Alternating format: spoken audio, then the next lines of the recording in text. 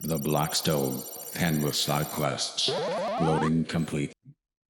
Hey everybody, welcome to the Blackstone and the side quests. I know it's been a hot minute, but we are back, and today I've got Mr. Kimmer. How you doing, sir? I've been doing pretty good, doing pretty good. Just hanging out. I've been quite busy myself, but things are about to slow down for me a little bit. So Yeah, looks like you forgot to talk, just like I forgot to do a proper opening. It's all good. It's all good. As you can see, repping some DBZ merch. Respects for the late Akira Toriyama. It's our first cast since he passed away. So we'll just do a little RIP for him. And how did you get into Dragon Ball? Like, how did that affect you growing up, or anything else for that he's Dragon done? Ball, yeah, for Dragon Ball, mainly just Dragon Ball. I remember watching Dragon Ball Z on like the Saturday. I don't know, you haven't personally grown up with this because obviously you're from a different age, but I grew up watching it on Saturdays with Saturday cartoons with Yu-Gi-Oh, Sonic, and all that stuff. So uh, I think the arc that was I started watching it on was I think the Frieza arc. No, I started watching it at the beginning of Z when his brother came and The stuff like Saiyan, that. the Saiyan saga. And then Yeah. I watched, yeah, the Saiyan Saga, and then I watched it all the way from there. And I think I definitely missed some like bits and pieces, but obviously now that I've grown up, I watched it Mhm. all. So now I'm like, wait, I don't remember this episode. Yeah. So I definitely know I missed bits and pieces, but it definitely was like, obviously, well, I'm afraid to admit it.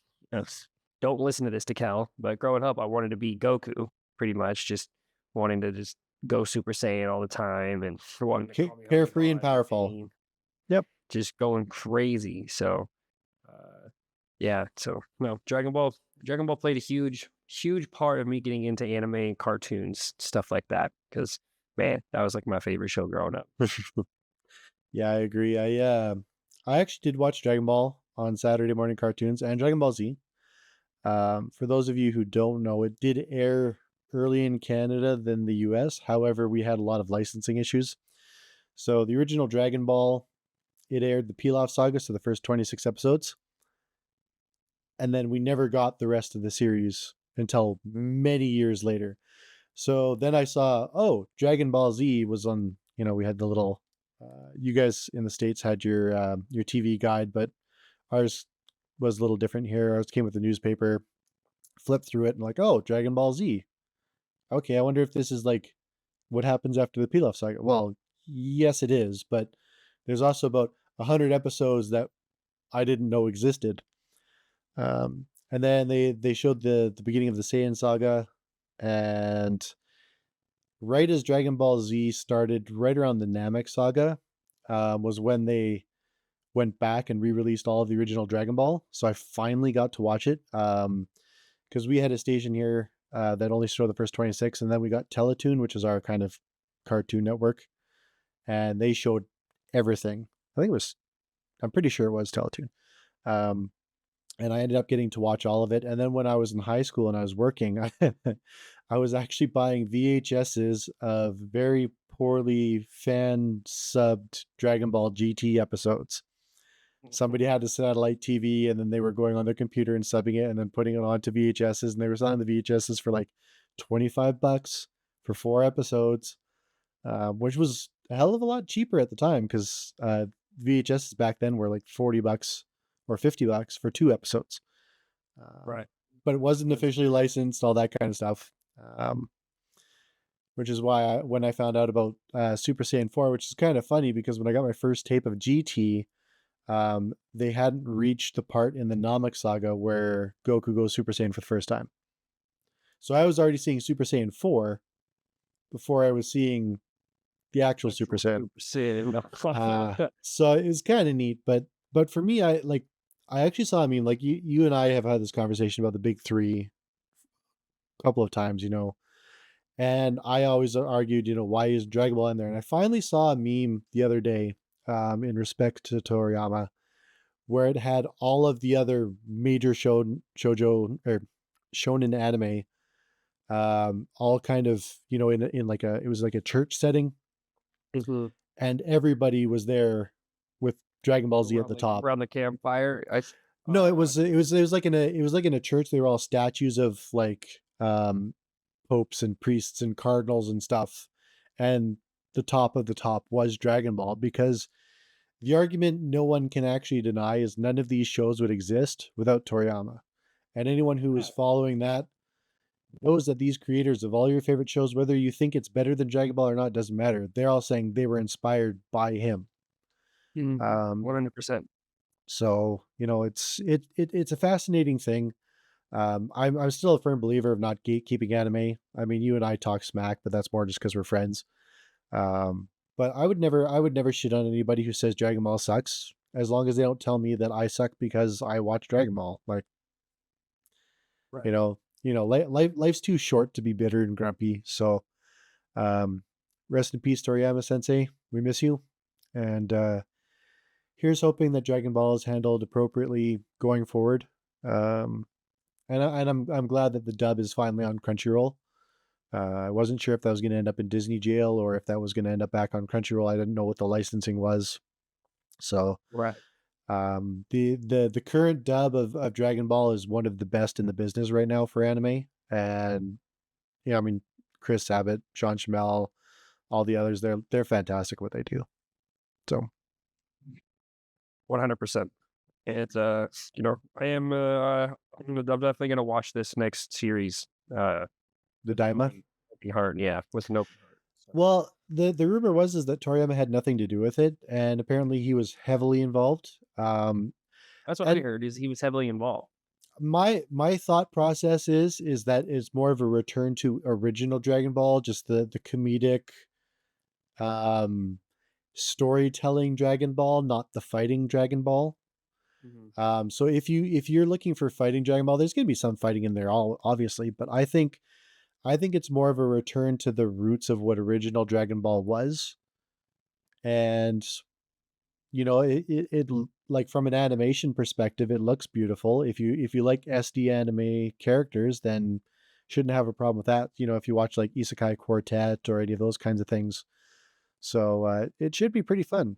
Um, for me, it's just a question of how is the property going to be handled, because the fear is that once the creator's gone, how many bean countering money grubbers are going to come in and kind of mess Try to around take with it. over, make it their Yeah, own. so I mean, we'll see what happens, but at the end of the day, it's been around for 40 years now, or just over 40 years. I mean, it's been one hell of a ride. Mhm. I'd have to agree.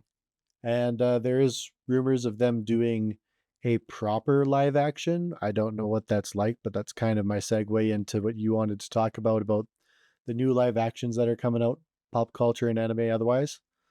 Yeah, Uh, yeah, yeah. So there's actually it got announced, I believe, yesterday that a live action Teen Titans film will be placed in the James Gunn's DC universe. So that means it's going to be DC universe's canon, now, and James Gunn's is versions of it. So that's something to be excited for because as of right now, one pretty much confirmed character is probably going to be Blue Beetle because James Gunn said that he would be returning in his universe, even though Blue Beetle is not in his canon universe. yeah.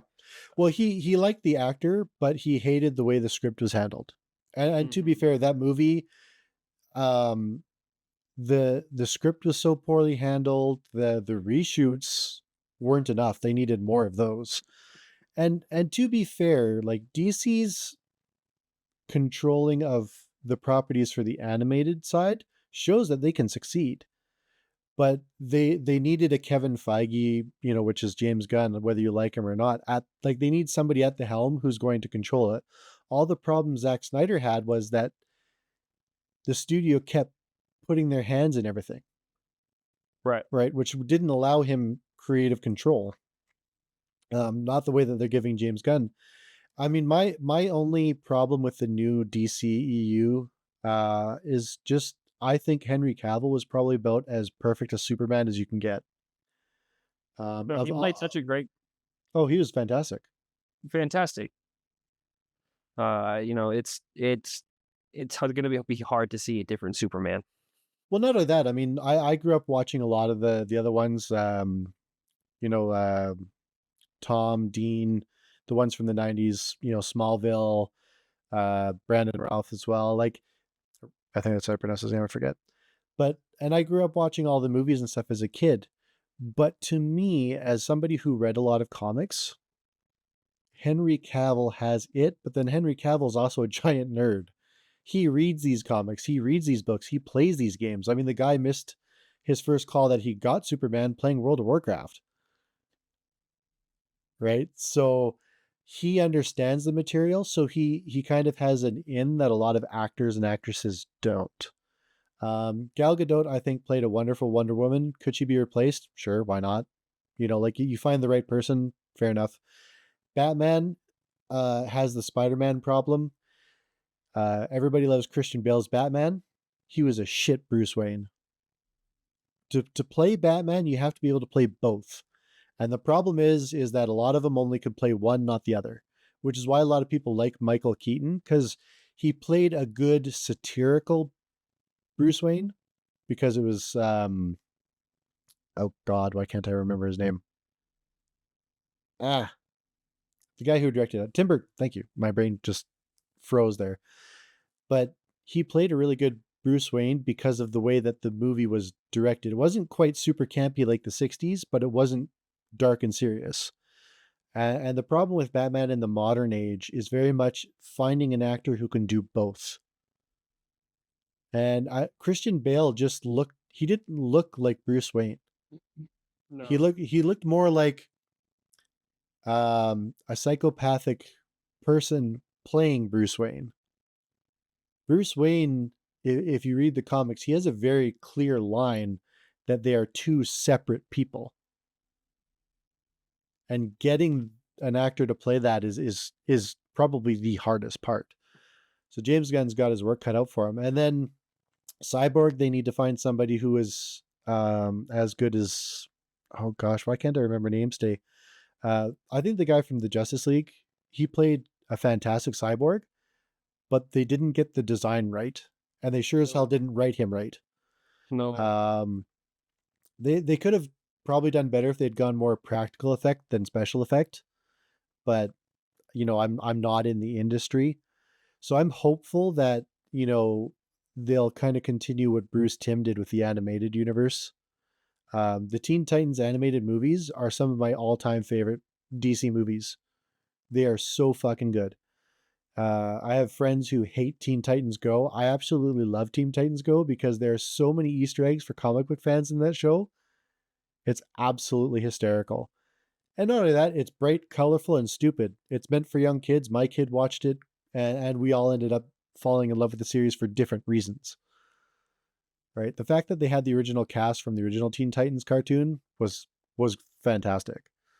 Right. It was like it was good in its own way. Like I'm not gonna hate it, but I definitely like Teen Titans Go. It's like it's a good little, I don't have to take it as serious as It's one of those things you watch in the middle of the afternoon because you have time. It's not something you have to follow. It's not something that you have to, like, you know, sink a bunch of time in. And I like that. That's what a lot of cartoons are supposed to be.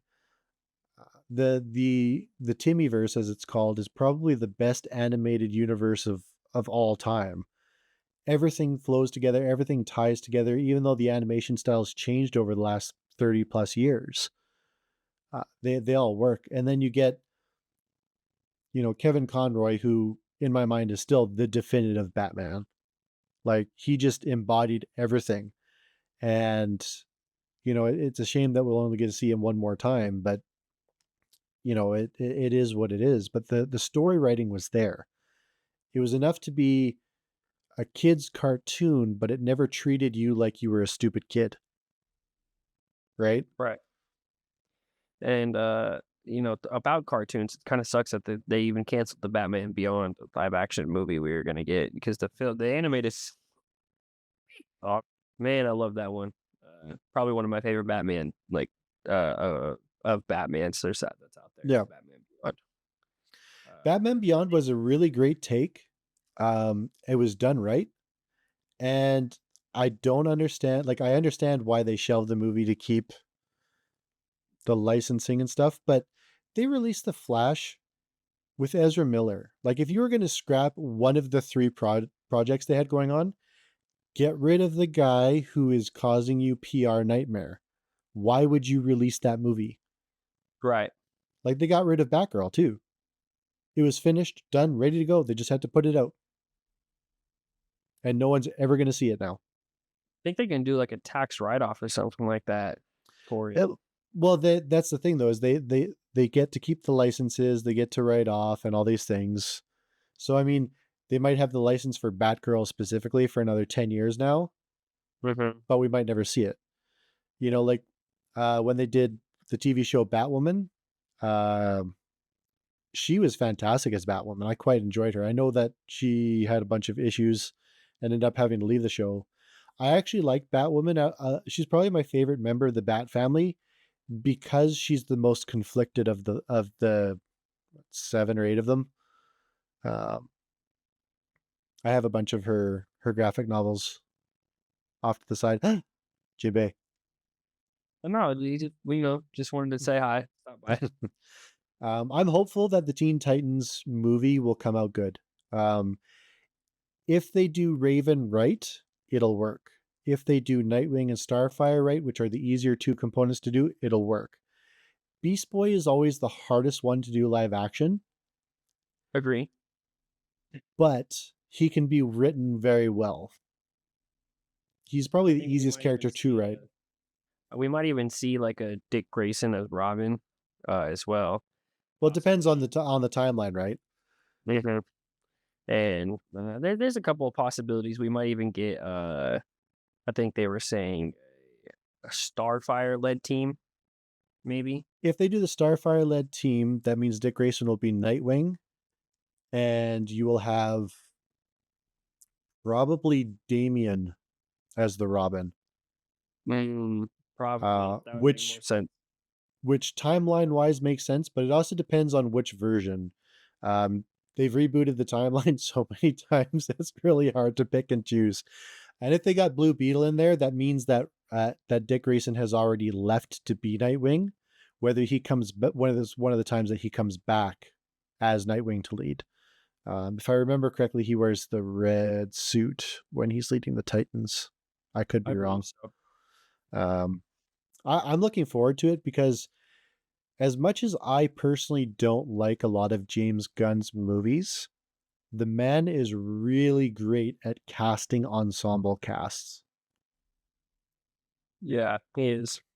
I can't stand Chris Pratt, but I couldn't see anyone else playing Star-Lord. No, I couldn't. He plays Star-Lord so perfect. Yeah. But that's the thing though, is I mean, I've been surprised before. This whole superhero thing kicked off with Iron Man and surprised the shit out of me because I'm like, really? Robert Downey Jr.? Are you fucking kidding me? I remember they got that announcement and then I watched the trailer and I'm like, holy shit, they found Tony Stark. Movie hadn't even come out yet. Yeah, no, it was when I seen the trailer to Iron Man, I was like, with Robert Downey, like I had the same reaction. Robert Downey Jr., like, like I only remember this man from what was it, Tropic Thunder. Tropic Thunder, and then what's the other? Oh my god, my mind's blanking. Sorry, I've been working a lot these last few days. My mind's blanking. It was he played in another film right before Iron Man came out. Zodiac. I don't remember. For me that's all a blur because I grew up with him in the 80s. So yeah, there's a whole bunch of movies. Yeah. No, I thought they when they announced Robert Downey Jr., I didn't think he was going to be good. Then I seen the trailer, watched the movie, phenomenal, and then it just went downhill. I think it was trash. Iron Man 2 and 3 are both garbage. Don't like them at all. But that one was phenomenal. But that's a writing issue. That's not his fault. True. Actually, talking about Disney. No, not it wouldn't be. This one wouldn't actually be Disney. But they Avatar: The Last Airbender, live action season 2 and 3 has been announced as well. Yep. They're gonna try to film that as fast as possible, but because obviously they don't want the kids to age and everyone to age, because in the show obviously it only tracks over a summer. It's not, it doesn't. It's like 6 months, isn't it? Yeah, it's like 6 months or something like that. Yeah. Or maybe 7. So it's like they want to try to like get this done and over with. But that means it's fine by me because it gives us more content. So I'm just curious to see who they're going to get to play Toph. I can't say that some of these reports are credible, but there's been reports that they're not going to have Toph blind.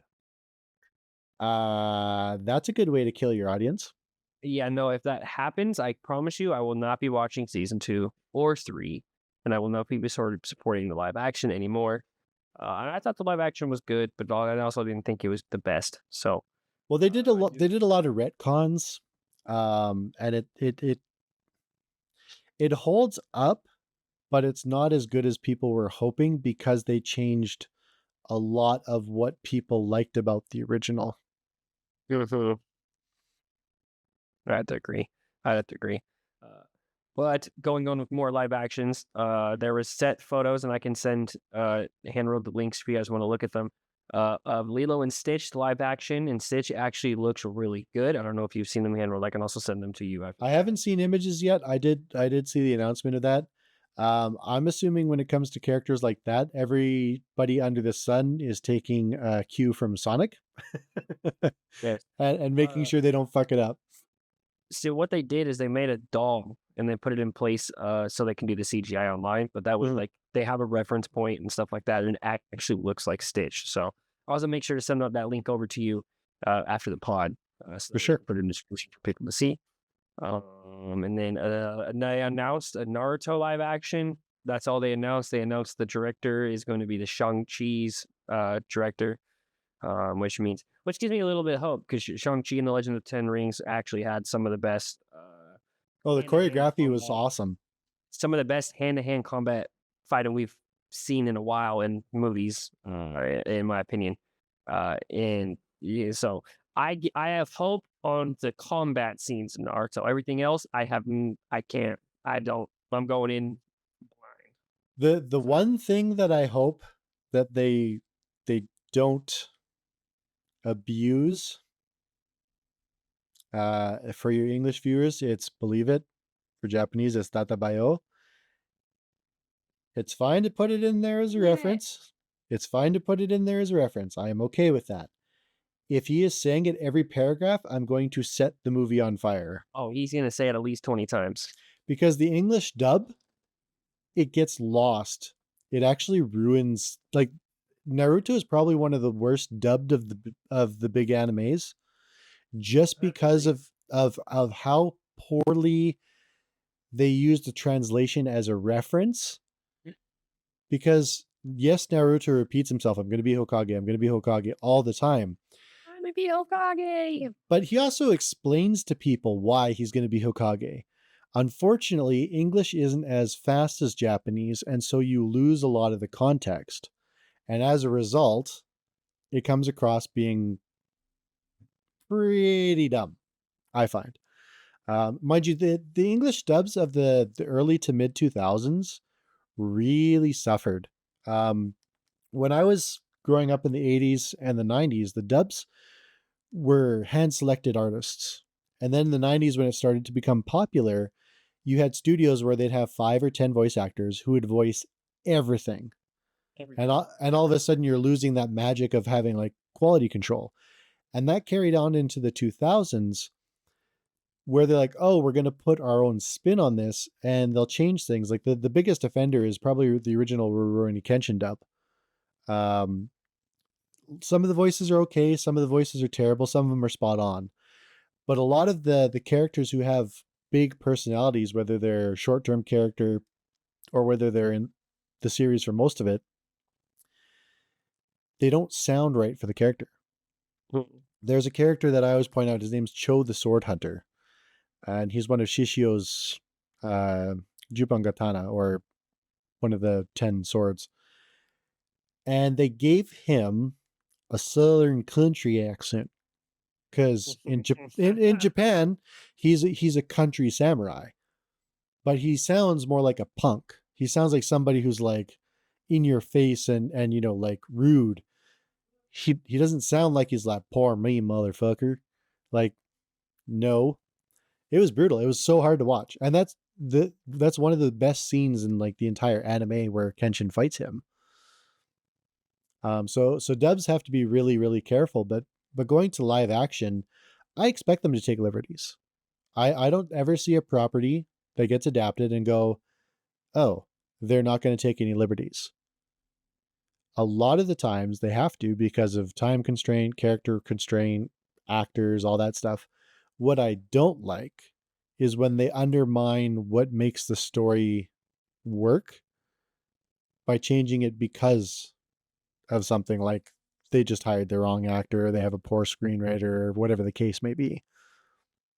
I mean, if you're spending, $250,000 on movies and live action, you might as well get it right. Sorry, my fault. I had to respond to something. No, I can you repeat the last like 10 words? I was just saying that, if you're going to spend $250,000 on a movie or a TV show, you might as well get it right.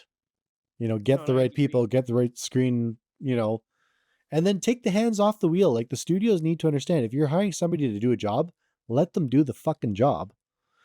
well, a lot of these people like take basis off the shows too, like off of like other people's like creativeness and stuff like that. So when studios come in and try to make it their way, you're not able to get that creative mind. You're not able to get what you probably want to get out of a live action because I feel like you either try really, really and too hard to make it too like the live act or like the animated show, Right. or you just follow a path where you just strand her away from the animated show.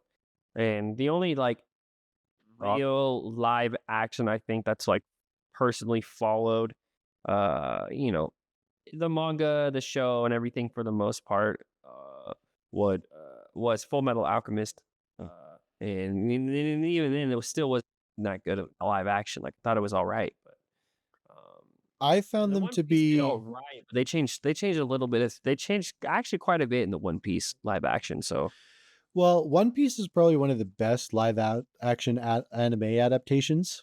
Full Metal Alchemist I did not enjoy because they couldn't get the bond between the brothers right. It didn't feel like there was a bond there. right, And that suffers from storytelling because I mean realistically you should have the time to show that bond even though they both suffer from trauma. You look at the Attack on Titan, that one was just done for a cash grab. Hit the iron while it's hot. The story for it was terrible. They're like, "Oh yeah, we're going to plan like 3 or 4 movies or something." And it was so bad that it's one of the worst of all time. The Dragon Ball one, they grabbed the license, they grabbed the property, and they told everyone, "We're going to do it our way." right, No introduction, no story, the wrong characters for the people. If you're going to use Asian names, use Asian actors. Don't whitewash it. Like there's obviously a lot of things that they did wrong. Um, but at the same time, too, if you look at other live action properties, being done right doesn't always mean high budget, right? If you right. look at Godzilla minus one, which just won an Oscar, it was done on a $10 million budget. Not a It very good looks one at all. looks fucking fantastic. Phenomenal. It's a phenomenal movie.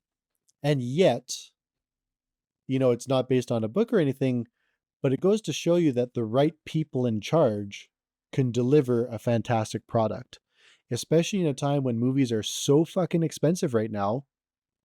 Nobody's going to a movie once a week. They're going to the ones that they desperately want to see, and that's it. Right? Right. So if you can't hit a movie right, you're not going to sell it. And so all these companies are like, well, we're going to do this. Blue Beetle looks like Blue Beetle got more marketing than the Flash did, and I think the Flash actually out earned it, I even think though it they did. both bombed. Like, and again, like it's a case of it's not the actor's fault for a shitty movie. The actor does what they're told to. The director says you did a good job, and if they put it to paper, well, then it's no longer the actor's fault. Like Madam Web. Yeah, I mean that was just really bad casting, bad writing, bad production, bad everything. everything bad about that. Well, first of all, Madam Web should not be in her 30s. Madam No. Web is like freaking 60 to 80 years old. That's what makes her unique among superheroes. Yeah, no, she was in yeah, like you said, supposed to be in a wheelchair, and just didn't. If it, I don't know, terrible take on the movie. Terrible, terrible, terrible, terrible take on the movie. We can get That's into that on the on a different pod for sure, though, because yeah. I have a lot to say about that movie. I have not watched it, but my two big comic book friends have, and I got a whole rundown on it. So I refuse to spend money on those kinds of things. I'll wait till it hits a Netflix or something and watch it for free. Okay. I'm very picky about my money, but that's one of those ones where I just don't care about spoilers.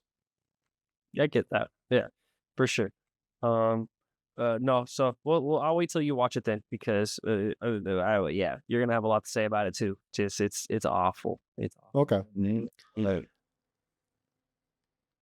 that that's all I have on the live action so far. Lilo and Stitch, Avatar: The Last Airbender season 2 and 3, live action Teen Titans coming out, and stuff like that. We don't have a timeline for any of it. No. There's no release. It's nothing for any of these. I was also reading the other day that fans are clamoring to try to get a live action Jujutsu Kaisen done. I don't think it'll work. The domains make it impossible to work. Yeah, the domains, the power system, everything. It just doesn't. It just would not make it good. That's one of those shows that you can't make live action at Yep. all. I swear. So Yep. But it would not surprise me if somebody decides to do it. My only last thought before we head out, sorry guys, it is a short podcast. Unfortunately, life calls, is where do you stand on MAPPA now that they've kind of sort of apologized and righted this ship of everything that they're doing? Where do you stand on that? Because I was talking with my wife yesterday, and I had forgotten that Yuri on Ice was also done by MAPPA. And we were promised a second season and or a movie or something like that. And none of those came to fruition because they got Jujutsu Kaisen, Vinland Saga, and oh shoot, I can't remember the other big property that they do right now. But that one is coming up on 10 years. We're at 8 right now. Oh wow. Since Yuri on Ice. So why would you sacrifice a money-making product? Because let's face it, the female fan base especially were rabid for that one. And you need your female fan base. For sure. And not only that, it was so well told and so beautifully animated. And yet they went for the next cash grab and then worked their animators to the point where they're all quitting and wanting change and stuff like that. Supposedly, and this is all just Reddit translations, so take it with a grain of salt, because we all know Reddit can be either spot on or so far off it's not even funny. That's all right. That supposedly they have approached their animators and have given them more firm working conditions and stuff like that. I'll believe it when I see it. I agree. I'll believe it when I see it. If they did apologize, if they are making the situations better, then good for them. Hopefully we can still get just as good content. But with obviously I don't want these guys working as slaves. So. No. And they announced that they weren't going to finish the Jujutsu Kaisen episodes for DVD release. They're just going to release them as is. So that's I think they're doing a couple episode reworks as well. And then well, no, they're not doing the fixes. They're just going to release it as crappy as they are. Oh, okay. So yeah, nice. Yeah. Then I do know that we're not getting like another Jujutsu Kaisen in season for a while because they're taking a break because they have so much other animes that they have to make. So yep. And they have another movie that they're planning on doing as well that has to be put out. So nice. I think they've stretched the timeline because if what I read was correct, their stock dropped and their credibility, of course, took a huge hit. that they kind of had to do some internal schedule restructuring. And I don't know what the details of that are. I don't even know if it's gone into effect yet. I don't know if people lost their jobs or not. Again, Reddit salt. So it is what it is, but I'm hoping that this serves as a cautionary tale to a lot of these animation studios to not take on too much too quickly just because you want to. We are getting One Punch Man season 3. Yes, it is JC staff. I liked their animation. It's not as good as Madhouse's was, but Madhouse is so awful to the creators that I'm not surprised that they never went back with Madhouse. That does not surprise me in the slightest. No, and no, the One Punch season 2 or season 3 should be good. Kind of excited for it. We'll have to see though. But Well, for me, it's the voice actors and the music. The animation changing from season 1 to 2 is huge, but after a couple of episodes of season 2, it was right back to feeling like it was One Punch Man. right. It's like watching Kingdom season 1 to season 2, the animation. It's crazy, bro. Well, they changed animation studios because Kingdom, the first season, I don't know what animation studio it was. That's one of the reasons why a lot of people didn't watch it. It was terrible. It's terrible. I'm glad you've watched it though. Well, I watched the first episode. Just because you and Dekel have been recommending it and saying it. I watched the first episode and I'm like, can I make it through the season? Watch it. You just gotta get through season 1, and I promise you it gets better. Like we're on season 5 right now. The animation is beautiful. The story is beautiful. Everything's going crazy. Just get through that first season. I know it's rough. Just get through it. Now, I know we don't have time, but I am going to ask you, how are you enjoying the winter season now that we're almost done here? Only really anime I've been really watching is Ninja Kaomi and Shangri-La Frontier. Uh-huh. And that's, I mean, Solo Leveling, just because of the hype around it, you know. Solo Leveling's good, but it's not as good as everyone says it is. That's where I'm at. It's good, but it's not fucking as. Oh my god, this is such a great anime. The Black Sheep anime for this season, for me, is still Unwanted Undead Adventure. That one is so much better than I thought it was going to be. Yeah, I haven't seen the one yet. That one's really good. Frieren, of course, is still running. There's one more episode of that. That Frieren is that is a master class in storytelling. Great anime. I guess I forgot to put that in there. My fault. Yeah. No, great anime. And if you're looking for fun, bombastic, like out of nowhere isekai, The Wrong Way to Use Healing Magic is actually really good too. Okay. I'll have to look into that. All right, but that's it for us this week. We will get back hopefully to a normal schedule sometime soon. I know life has been up and down for all of us here and there, but we will see you guys in the next one. If you have any questions or comments, please let us know. We will get to them. We'll talk about them. And next time, we're hoping to have a few more peeps with us. And thank you for joining us. Have a good one, guys.